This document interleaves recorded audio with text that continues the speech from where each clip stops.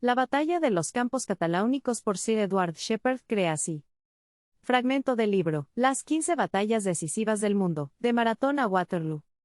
El poeta William Herbert señalaba que la batalla de los campos cataláunicos marcó dos acontecimientos en la historia de la humanidad: el fracaso del conquistador huno Atila en su intento de fundar una nueva dinastía anticristiana sobre los restos del poder temporal del Imperio Romano, y el final del mismo Imperio Romano, tras 1200 años de existencia, como se había anticipado en antiguas profecías paganas. Los campos cataláunicos son una amplia extensión de llanuras que se extienden a lo largo y ancho alrededor de la ciudad de Chalons, en el noreste de Francia. Las largas hileras de álamos, entre las que serpentea el río Marne, y algunos pueblos escasamente dispersos, son casi los únicos objetos que varían el aspecto monótono de la mayor parte de esta región. Pero a unas 5 millas de Chalons, cerca de las pequeñas aldeas de Chaps y Cupperley, el terreno está hendido y amontonado en hileras de montículos de hierba y trincheras, que atestiguan la obra de la mano del hombre en épocas pasadas, y que, para el ojo experto, demuestran que este tranquilo lugar alguna vez fue la posición fortificada de una enorme hueste militar. La tradición local da a estos antiguos montículos de tierra el nombre de Campamento de Atila. Tampoco hay ninguna razón para cuestionar la exactitud del título, o para dudar de que detrás de estas mismas murallas fue donde, hace 1400 años, el rey pagano más poderoso que jamás haya gobernado en Europa reunió los restos de su vasto ejército, que se había esforzado por luchar sobre estas llanuras contra los soldados cristianos de Toulouse y Roma. Aquí fue donde Atila se preparó para resistir la muerte de sus vencedores en el campo de batalla, y aquí amontonó los tesoros de su campamento en una enorme pila, que sería su pira funeraria en caso de que su campamento fuera asaltado. Fue aquí donde las fuerzas góticas e italianas observaron, pero no se atrevieron a atacar a su enemigo en su desesperación, después de aquel gran y terrible día de batalla. La victoria que el general romano Aecio, con sus aliados godos, había obtenido sobre los hunos, fue la última victoria de la Roma imperial. Pero entre su larga lista de triunfos, pocos se pueden encontrar que, por su importancia y beneficio final para la humanidad, sean comparables con este esfuerzo agonizante de sus brazos. De hecho, no le abrió ninguna nueva carrera de conquista, no consolidó los vestigios de su poder, no cambió el rápido reflujo de su fortuna. En verdad, la misión de la Roma imperial ya estaba cumplida. Había recibido y transmitido a través de su otrora amplio dominio la civilización de Grecia. Había roto las barreras de las estrechas nacionalidades entre los diversos estados y tribus que habitaban la costa del Mediterráneo. Había fusionado estas y muchas otras razas en un imperio organizado, unidos por una comunidad de leyes, de gobierno e instituciones. Bajo el amparo de su pleno poder, la fe verdadera había surgido en la tierra y durante los años de su decadencia había sido alimentada hasta la madurez, y se había extendido por todas las provincias que alguna vez obedecieron su dominio. Sin ningún propósito beneficioso para la humanidad se podría haber restaurado o prolongado el dominio de la ciudad de las 7 colinas. Pero para la humanidad era de suma importancia que otras naciones debían dividirse entre sí la rica herencia del Imperio de Roma. Los guerreros germánicos y godos debían formar estados y reinos a partir de los fragmentos de sus dominios y convertirse en miembros libres de la comunidad de la Europa cristiana. Mientras los salvajes paganos de las tierras salvajes de Asia Central deberían aplastar las reliquias de la civilización clásica y las primeras instituciones de los germanos cristianizados, en un caos desesperado de conquista bárbara. Los visigodos cristianos del rey Teodorico lucharon y triunfaron en los campos cataláunicos, al lado de las legiones del general romano Aecio. Su victoria conjunta sobre las huestes hunas no solo rescató durante un tiempo de la destrucción a la antigua Roma, sino que preservó durante siglos de poder y gloria el elemento germánico en la civilización de la Europa moderna. Para estimar toda la importancia que tuvo para la humanidad la batalla de los campos cataláunicos, debemos tener continuamente presente quiénes y qué eran los germanos y las importantes distinciones entre ellos y las numerosas otras razas que asaltaron el Imperio Romano. Y debe ser comprendido que las naciones góticas y escandinavas estaban incluidas en la raza germana. Ahora bien, en dos rasgos notables los germanos se diferenciaban de los sármatas, así como de las naciones eslavas y, de hecho, de todas aquellas otras razas a las que los griegos y los romanos dieron el nombre de bárbaros. Me refiero a su libertad personal y respeto por los derechos de los hombres, en segundo lugar, por el respeto que tenían hacia el sexo femenino y la castidad por la que este último era celebrado entre la gente del norte, pureza de modales que se puede rastrear entre los germanos y los godos incluso durante los tiempos del paganismo y que, cuando sus sentimientos fueron iluminados por el cristianismo, sacaron a relucir esos espléndidos rasgos de carácter que distinguen la época de la caballería y el romance.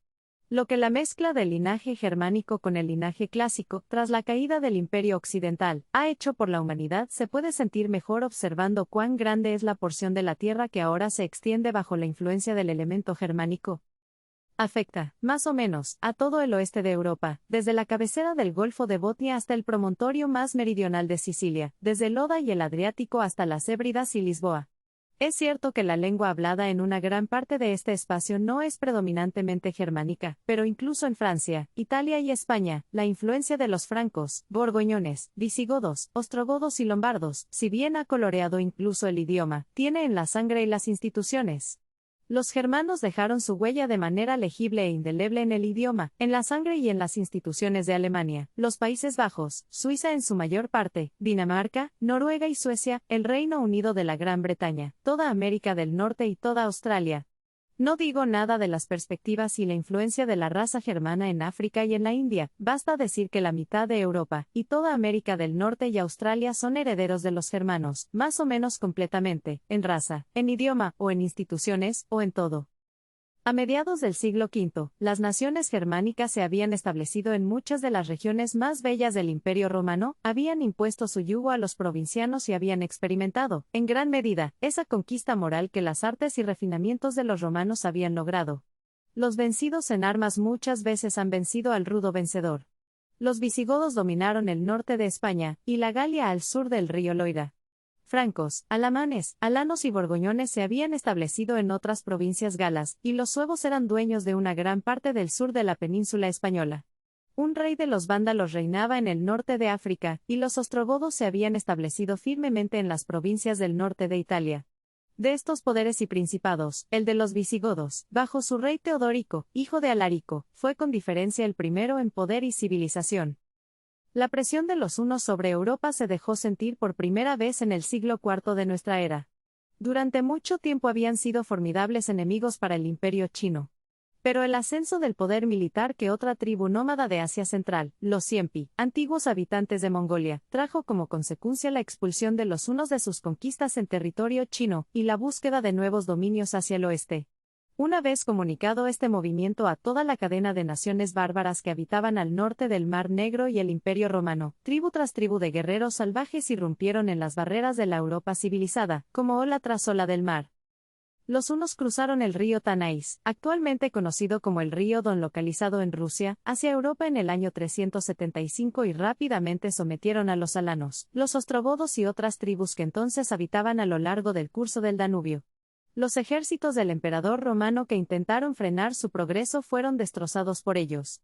La provincia romana de Panonia, que se localizaba en el actual país de Hungría, y otras provincias al sur del Danubio fueron rápidamente ocupadas por la caballería victoriosa de estos nuevos invasores. No solo los romanos degenerados, sino también los guerreros audaces y resistentes de Alemania y Escandinavia quedaron horrorizados ante el número, la ferocidad, la apariencia espantosa y la rapidez relámpago de los hunos. Se acuñaron y acreditaron extrañas y repugnantes leyendas, que atribuían su origen a la unión de brujas con los espíritus malignos del desierto. Tribu tras tribu y ciudad tras ciudad cayeron ante los hunos. Luego vino una pausa en su carrera de conquista en el suroeste de Europa, causada probablemente por disensiones entre sus jefes y también por el empleo de sus armas en el ataque a las naciones escandinavas.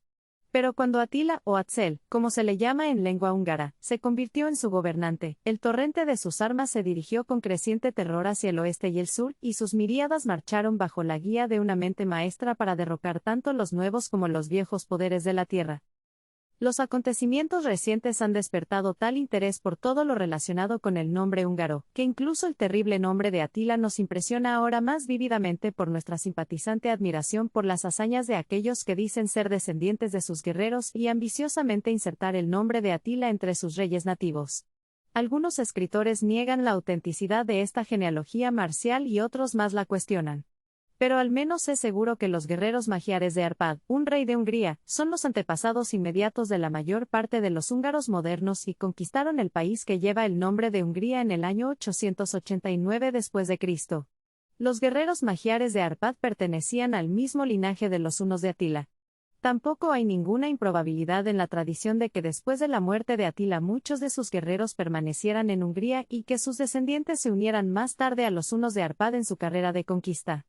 Es cierto que Atila hizo de Hungría la sede de su imperio. También parece susceptible de prueba clara que el territorio se llamaba entonces Ungvar y los soldados de Atila se denominaban Ungvari. Tanto los hunos de Atila como los de Arpad procedían de la familia de naciones nómadas, cuyas regiones primitivas eran los vastos desiertos de la Alta Asia que se incluyen entre las cadenas montañosas del Altaico y del Himalaya. Las incursiones de estas tribus en las regiones inferiores de Asia y Europa han causado muchas de las revoluciones más notables de la historia del mundo. Hay muchas razones para creer que enjambres de estas naciones llegaron a partes distantes de la Tierra, en períodos mucho antes de la fecha de la invasión escita de Asia, que es la primera incursión de la raza nómada que registra la historia. Las primeras, hasta donde podemos conjeturar, con respecto a la época de su descenso fueron las tribus finlandesas y ugrias, que parecen haber descendido desde la frontera asiática de la Alta Asia hacia el noroeste, dirección en la que avanzaron hasta las montañas de los Urales. Allí se establecieron, y esa cadena montañosa, con sus valles y pastizales, se convirtió para ellos en un nuevo país, desde donde enviaron colonias por todas partes. Pero la colonia ugria, que bajo Arpad ocupó Hungría y se convirtió en los antepasados de la mayor parte de la actual nación húngara, no abandonó sus asentamientos en los montes Urales hasta un periodo muy tardío, no hasta 4 siglos después de la época en que Atila lideró desde los principales asentamientos de las razas nómadas en el Alto Asia, la hueste con la que avanzó hacia el corazón de Francia. Ese anfitrión era turco, pero estrechamente aliado en origen, idioma y hábitos con los colonos fino-ugrios de los Urales. La fama de Atila no ha llegado hasta nosotros a través del medio parcial y sospechoso de cronistas y poetas de su propia raza.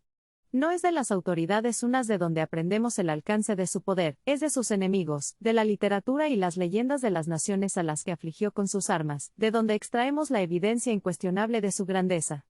Además de las narraciones expresas de escritores bizantinos, latinos y góticos, tenemos la prueba más contundente de la severa realidad de las conquistas de Atila en la medida en que él y sus hunos han sido los temas de las primeras baladas germanas y escandinavas. Por muy salvajes que sean muchas de estas leyendas, son un competidor y un testimonio seguro del asombro con el que los valientes guerreros que las compusieron y se deleitaron en la memoria de Atila. Las hazañas de Atila y las maravillas de su corcel sobrenatural y su espada mágica aparecen repetidamente en las sagas de Noruega e Islandia, y el célebre canto de los Nibelungos, la poesía germánica más antigua, está lleno de ellos. Allí se describe a Etzel o Atila como portador de 12 poderosas coronas y prometiendo a su novia las tierras de 30 reyes, a quienes su irresistible espada ha sometido. De hecho, es el héroe de la última parte de este notable poema, y es en su capital, Etzelenburg, que obviamente corresponde a la moderna ciudad de Budapest, donde tiene lugar gran parte de su acción. Cuando pasamos del Atila legendario al histórico, vemos claramente que no formaba parte de la vulgar manada de conquistadores bárbaros. En sus campañas se puede rastrear una habilidad militar consumada y dependía mucho menos de la fuerza bruta de los ejércitos para el engrandecimiento de su imperio que de la influencia ilimitada sobre los afectos de sus amigos y los temores de sus enemigos que su genio le permitió adquirir.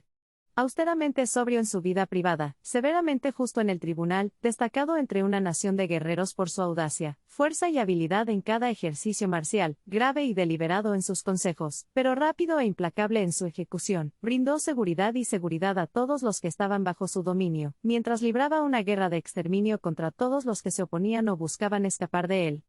Estaba a la altura de las pasiones nacionales, los prejuicios, los credos y las supersticiones de las diversas naciones sobre las que gobernaba, y de aquellas que buscaba reducir bajo su dominio, y tenía la habilidad de aprovechar esos sentimientos para su propio beneficio. Sus propios guerreros creían que él era el inspirado favorito de sus deidades y lo seguían con celo fanático, sus enemigos lo consideraban el ministro preestablecido de la ira del cielo contra ellos mismos, y, aunque no creían en su credo, el suyo los hacía temblar ante él. En una de sus primeras campañas apareció ante sus tropas con una antigua espada de hierro en la mano, que les dijo que era el dios de la guerra a quien sus antepasados habían adorado. Es cierto que las tribus nómadas del norte de Asia, a las que Heródoto describió con el nombre de escitas, adoraban desde los primeros tiempos como su diosa una espada desnuda. Se suponía que ese dios espada, en tiempos de Atila, había desaparecido de la tierra, pero el rey Huno afirmó ahora haberlo recibido por revelación especial. Se decía que un pastor que buscaba en el desierto a una novilla herida encontró la misteriosa espada clavada en el suelo, como si hubiera sido lanzada desde el cielo. El pastor se la llevó a Atila, quien a partir de entonces los unos creían que empuñaba el espíritu de la muerte en la batalla, y los videntes profetizaron que esa espada destruiría el mundo. Un romano, que se encontraba en una embajada en el campamento 1, registró en sus memorias la adquisición por parte de Atila de esta arma sobrenatural, y la inmensa influencia que su posesión le proporcionó sobre las mentes de las tribus bárbaras. En el título que asumió veremos la habilidad con la que se sirvió de las leyendas y credos de otras naciones así como de la suya propia. Se designó a sí mismo como Atila, descendiente del mismísimo rey bíblico Nimrod, criado en el oasis de Ein Gedi. Por la gracia de Dios, rey de los hunos, los godos, los daneses y los medos. El pavor del mundo. El poeta William Herbert afirma que Atila estaba representado en un antiguo medallón, y se veneraba como un ídolo por las personas que portaban el medallón. El poeta romano Prudencio en su obra La Martigenea, El origen del pecado, señala que el rey bíblico Nimrod era representado con una cabeza llena de serpientes y también era objeto de adoración por sus seguidores. La misma cabeza llena de serpientes era el Palladio, la estatua, erigido por Antíoco Epífanes sobre las puertas de Antioquía, aunque se le ha llamado el rostro de Caronte. La memoria de Nimrod ciertamente fue considerada con veneración mística por muchos, al menos en todo el reino babilónico. La singular afirmación en su estilo, de que Atila fue criado en el oasis de Ein Gedi, donde ciertamente nunca había estado, se entenderá más fácilmente en referencia al capítulo 12 del libro del Apocalipsis. En el libro del Apocalipsis se hace referencia a una mujer vestida del sol que iba a traer al desierto a un hijo varón, que debía luchar contra el dragón que tenía 7 cabezas y 10 cuernos y que gobernaría a todas las naciones con vara de hierro. En esos tiempos se entendía universalmente por los cristianos que dicho pasaje hacía referencia al nacimiento del emperador romano Constantino, quien iba a abrumar el paganismo de la ciudad en las 7 colinas. Ese pasaje del Apocalipsis se ha considerado como una predicción del nacimiento de un rey grande y poderoso, uno que debería dominar al poder temporal de Roma. La afirmación, por lo tanto, de que Atila fue criado en el oasis de Ein Gedi, es una afirmación para que Atila sea considerado como ese niño varón que iba a nacer en un lugar preparado por Dios en el desierto y que terminaría conquistando el mundo. El oasis de Ein Gedi es un lugar de palmeras y vides en el desierto. El oasis de Ein Gedi estaba cerca de Zoar, la ciudad refugio, que según la tradición bíblica fue salvada en el valle de Sidim, donde se localizaban las ciudades de Sodoma y Gomorra. Según la Biblia, el valle de Sidim y las ciudades que ahí estaban fueron destruidas por fuego y azufre enviados por Dios.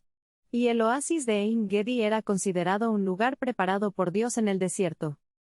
Es bastante obvio por qué Atila se autodenominó por la gracia de Dios, rey de los hunos y godos, y no parece nada difícil entender por qué añadió los nombres de los medos y los daneses.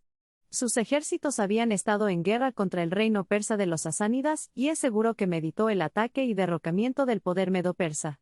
Probablemente algunas de las provincias del norte de ese reino se habían visto obligadas a pagarle tributo, y esto explicaría que se llamara rey de los medos, siendo ellos sus súbditos más remotos hacia el sur. Por una causa similar, pudo haberse llamado a sí mismo rey de los daneses, ya que su poder bien pudo haberse extendido hacia el norte hasta las naciones escandinavas más cercanas, y esta mención de medos y daneses como sus súbditos serviría de inmediato para indicar la vasta extensión de su dominio.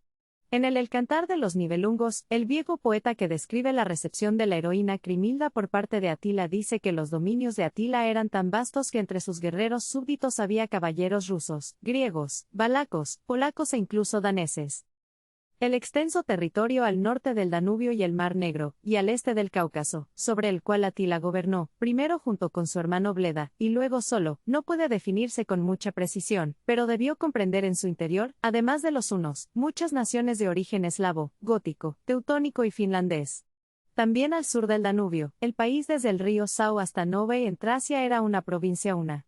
Así era el imperio de los hunos en el año 445 después de Cristo, un año memorable, en el que Atila fundó la ciudad de Budapest en el Danubio, y la eligió como la capital de su imperio.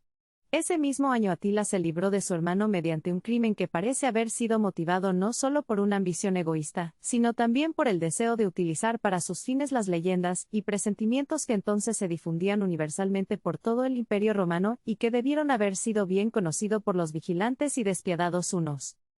El año 445 de nuestra era se cumplieron 1200 años desde la fundación de Roma, según los mejores cronólogos. Entre los romanos siempre se había creído que los 12 buitres que se decía que se le aparecieron a Rómulo cuando fundó la ciudad, significaban el tiempo durante el cual el poder romano debía durar. Los 12 buitres denotaban 12 siglos. Esta interpretación de la visión de los pájaros del destino era corriente entre los eruditos romanos, incluso cuando todavía faltaban muchos de los 12 siglos para transcurrir y mientras la ciudad imperial estaba en el cenit de su poder. Pero a medida que el tiempo asignado se acercaba cada vez más a su fin, y a medida que Roma se debilitaba cada vez más bajo los golpes de los invasores bárbaros, se hablaba y pensaba cada vez más en el terrible presagio, y en la época de Atila, los hombres aguardaban la extinción momentánea del Estado romano con el último aleteo del buitre. Además, entre las numerosas leyendas relacionadas con la fundación de la ciudad y la muerte fratricida de Remo, había una terrible, que decía que Rómulo no mató a su hermano por accidente o en una pelea apresurada, sino que mató deliberadamente a su valiente gemelo cometiendo un pecado inexpiable. Se creía que el derramamiento de la sangre de un hermano había sido el precio con el que el fundador de Roma había comprado al destino sus 12 siglos de existencia. Podemos imaginar, por lo tanto, con qué terror en este año, 1200 años después de la fundación de Roma, los habitantes del Imperio Romano debieron haber escuchado la noticia de que los hermanos reales, Atila y Bleda, habían fundado una nueva capital en el Danubio. Y que Atila, como Rómulo, había consagrado los cimientos de su nueva ciudad asesinando a su hermano, de modo que, para el nuevo ciclo de siglos que entonces estaba a punto de comenzar, el dominio había sido comprado a los sombríos espíritus del destino a favor de los hunos, mediante un sacrificio de igual temor y valor que el que anteriormente lo había obtenido para los romanos. Debe recordarse que no solo los paganos, sino también los cristianos de esa época, conocían y creían en estas leyendas y presagios, aunque pudieran diferir en cuanto a la naturaleza de la agencia sobrehumana por la cual tales misterios habían sido dados a conocer a la humanidad. Y podemos observar cuán notablemente se cumplió este augurio. Porque, si a los 12 siglos indicados por los 12 buitres que se le aparecieron a Rómulo, le añadimos a las 6 aves que se le aparecieron a Remo 6 lustras, o períodos de 5 años cada uno, según los cuales los romanos solían contar su tiempo, nos lleva precisamente al año 476, en el que el Imperio Romano fue finalmente extinguido por el general bárbaro Odoacro. Un intento de asesinar a Atila, realizado o supuestamente realizado por instigación de Teodosio el Joven, emperador de Constantinopla, atrajo a los ejércitos hunos, en el año 445, hacia el Imperio Romano de Oriente y retrasó por un tiempo el golpe destinado contra Roma. Probablemente una causa más importante de retraso fue la revuelta de algunas de las tribus hunas al norte del Mar Negro contra Atila, que estalló alrededor de este período y que los escritores bizantinos mencionan superficialmente. Atila derrotó a esta revuelta y tras haber consolidado así su poder, se dispuso a castigar la presunción del emperador romano oriental con terribles estragos en sus provincias más bellas. Atila, en el año 450 después de Cristo se preparó para poner en movimiento sus vastas fuerzas para la conquista de Europa occidental. Intentó, sin éxito, mediante intrigas diplomáticas, separar al rey de los visigodos de su alianza con Roma y resolvió primero aplastar el poder del rey visigodo Teodorico, y luego avanzar con un poder abrumador para pisotear las últimas chispas del condenado Imperio Romano. Una fuerte invitación de una princesa romana le dio un pretexto para la guerra y dio un aire de empresa caballeresca a su invasión. Honoria, hermana de Valentiniano III, el emperador del Imperio Romano de Occidente, había enviado a Atila para ofrecerle su mano y su supuesto derecho a compartir el poder imperial. Esto fue descubierto por los romanos y Honoria fue inmediatamente encarcelada. Atila ahora pretendía tomar las armas en nombre de su prometida, y proclamó que estaba a punto de marchar a Roma para rescatar a Honoria y enmendar esa afrenta. La ambición y el rencor de Honoria contra su hermano el emperador romano Valentiniano III debieron ser los únicos motivos que llevaron a la dama a cortejar al real uno porque el rostro y la persona de Atila tenían toda la fealdad nacional de su raza y la descripción dada de él por un embajador bizantino debió ser bien conocida en las cortes imperiales. Prisco, un historiador y diplomático griego, hizo una descripción de Atila, el gran enemigo tanto de Bizancio como de Roma. Su apariencia era fantástica, no estaba en ningún molde. Sus extremidades eran de hermosa proporción. De temperamento férreo. Era ágil y veloz. Su amplio pecho estaba coronado por una cabeza gigantesca. Tenía ojos penetrantes, profundamente hundidos y pequeños, que brillaban extrañamente en ira, como si algún espíritu inmundo estuviera instalado dentro de ese cuerpo. Era delgado. Tenía barba y canas. Sus fosas nasales eran planas. Tenía un rostro moreno y lleno de cicatrices. Los simples mortales se acobardaban ante él.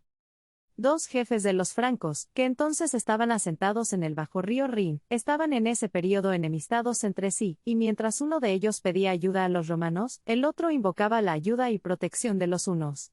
Atila obtuvo así un aliado cuya cooperación le aseguró el paso del río Rin, y fue esta circunstancia la que le llevó a tomar una ruta hacia el norte desde Hungría para atacar la Galia, el actual territorio de Francia.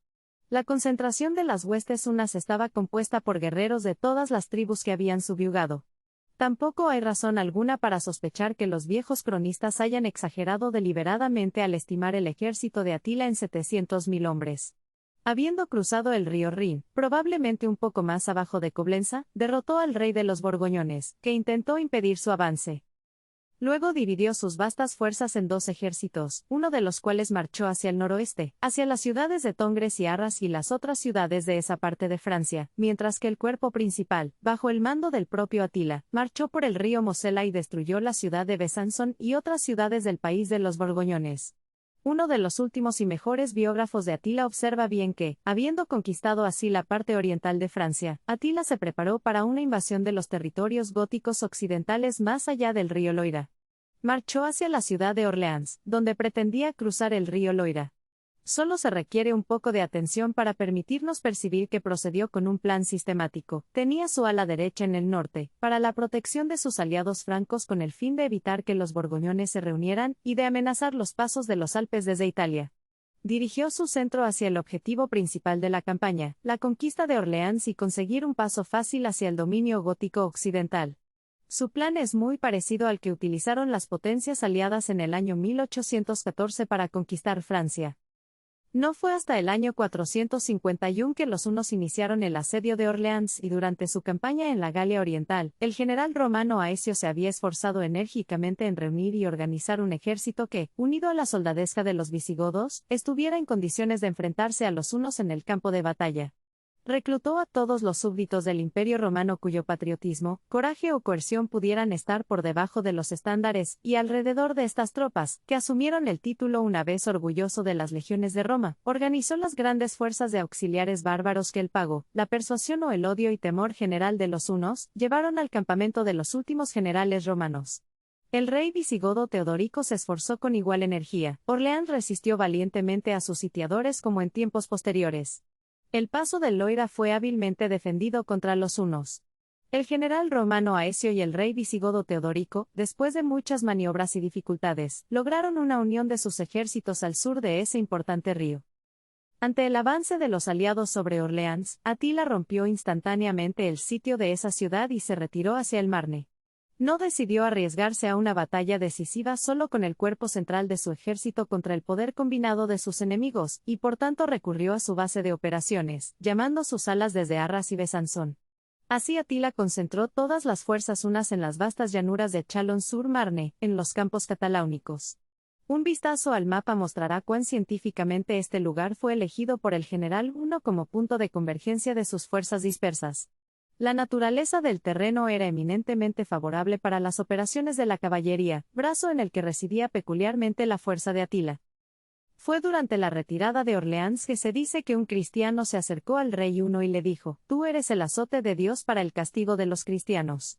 Atila asumió instantáneamente este nuevo título de terror, que a partir de entonces se convirtió en el apelativo con el que era más amplia y temiblemente conocido. Los ejércitos confederados de romanos y visigodos se encontraron por fin con su gran adversario, cara a cara, en el amplio campo de batalla de las llanuras de los campos cataláunicos.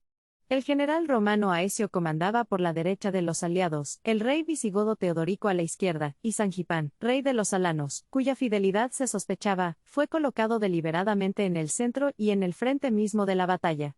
Atila comandaba su centro en persona, a la cabeza de sus propios compatriotas, mientras que los ostrogodos, los Gépidae y los demás aliados súbditos de los hunos estaban dispuestos en las alas. Parece que se produjeron algunas maniobras antes del enfrentamiento, en las que Atila tenía ventaja, ya que logró ocupar una colina inclinada, que dominaba el flanco izquierdo de los hunos. Atila vio la importancia de la posición adoptada por el general romano Aecio en el terreno elevado y comenzó la batalla con un furioso ataque a esta parte de la línea romana, en el que parece haber destacado algunas de sus mejores tropas desde su centro para ayudar a su izquierda. Los romanos, que tenían la ventaja del terreno, rechazaron a los hunos y mientras los aliados obtuvieron esta ventaja a su derecha, su izquierda, bajo el mando del rey visigodo Teodorico, atacó a los ostrogodos, que formaban la derecha del ejército de Atila. El valiente rey Teodorico fue abatido por una jabalina mientras avanzaba a la cabeza de sus hombres y su propia caballería que cargaba sobre él lo pisoteó hasta morir en la confusión. Pero los visigodos, enfurecidos, no desanimados, por la caída de su monarca, derrotaron a los enemigos que se les oponían, y luego se dirigieron hacia el flanco del centro uno, que había estado enfrascado en una contienda sanguínea e indecisa con los alanos. Ante este peligro, Atila hizo que su centro retrocediera hacia su campamento, y una vez conseguido el refugio de sus trincheras y carros, los arqueros hunos rechazaron, sin dificultad, las cargas de la vengativa caballería goda. El general romano Aecio no había aprovechado la ventaja que había obtenido en su lado del campo y cuando cayó la noche sobre el salvaje escenario de caos, la izquierda de Atila aún estaba intacta, pero su derecha había sido derrotada y su centro obligado a retroceder hacia su propio campamento. Esperando un asalto al día siguiente, Atila colocó a sus mejores arqueros frente a los carros de combate y las carretas de suministros, que estaban dispuestos como fortificación a lo largo de sus líneas. Atila hizo todos los preparativos para una resistencia desesperada. Pero Atila, el azote de Dios, resolvió que ningún hombre se jactara del honor de haberlo capturado o matado e hizo levantar en el centro de su campamento una enorme pirámide con las sillas de madera de su caballería. Alrededor de ella amontonó el botín y las riquezas que había ganado. Colocó también a sus esposas que lo habían acompañado en la campaña. En la cima de la pirámide se colocó el propio Atila, listo para perecer en las llamas si sus enemigos lograban acabar con su cerco defensivo. Pero cuando amaneció y se reveló la magnitud de la carnicería que se había amontonado en las llanuras a lo largo de millas, los aliados vencedores también vieron y respetaron la actitud decidida de su antagonista. Tampoco se tomaron medidas para bloquearlo y sitiarlo en su campamento y lograr mediante el hambre esa sumisión que era demasiado peligroso imponer con la espada. A Atila se le permitió retroceder a los restos de su ejército sin ser molestados e incluso con apariencia de éxito. Es probable que el astuto general romano Aecio no estuviera dispuesto a salir demasiado victorioso. Temía la gloria que habían adquirido sus aliados los visigodos y temía que Roma pudiera encontrar un segundo Alarico en el príncipe visigodo Turismundo, que se había destacado en la batalla y había sido elegido en el campo de batalla para suceder a su padre el rey visigodo Teodorico. El general romano Aecio convenció al joven rey visigodo Turismundo para que regresara inmediatamente a su capital, y así se liberó al mismo tiempo de la presencia de un amigo peligroso, así como de un enemigo formidable, aunque derrotado. Los ataques de Atila al Imperio Occidental pronto se renovaron, pero nunca con tanto peligro para el mundo civilizado como lo había amenazado antes de su derrota en los campos cataláunicos. Y a su muerte, 2 años después de esa batalla, el vasto imperio que su genio había fundado pronto fue dividido por las exitosas revueltas de las naciones sometidas. El nombre de los hunos dejó de inspirar terror en Europa occidental durante algunos siglos, y su ascendencia desapareció con la vida del gran rey que tan terriblemente había aumentado. Si parece que he dado menos detalles de la batalla en sí de los que su importancia justificaría, mi excusa debe ser que Edward Gibbon ha enriquecido nuestro lenguaje con una descripción de la misma, demasiado larga para citarla y demasiado espléndida para rivalizarla. Sin embargo, no he adoptado del todo la misma opinión que él.